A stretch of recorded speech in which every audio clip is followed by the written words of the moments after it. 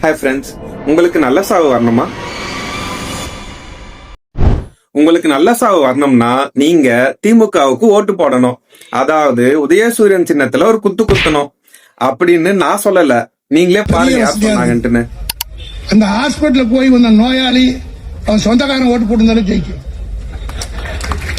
அவனுக்கெல்லாம் நல்ல சாவே வராது சொல்றேன். திமுக அமைப்பு செயலாளர் RS பாரதி அவர்கள் ஒரு மேடையில பொதுமக்களை பார்த்து தங்களுக்கு ஓட்டு போடாதவங்களை சொன்ன வார்த்தை தான் அது.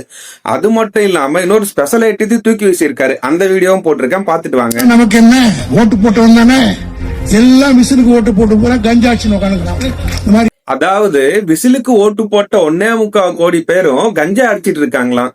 அப்ப திமுக ஆட்சியில கஞ்சா சர்வ சாதாரணமா புழங்கி இருக்கு அப்படிங்கறத இவரே வாக்குமூலம் கொடுக்கிறாரு. தமிழ்நாட்டுல தாவேக அரசு பெரும்பான்மையை நிரூபிச்சு ஆட்சி செஞ்சுக்கிட்டு இருக்காங்க. அந்த அரசு மேல கட்சி மேல நமக்கு 1000 விமர்சனங்கள் இருக்கலாம், அதான் சுட்டியும் காட்டலாம், அது தப்பு இல்ல.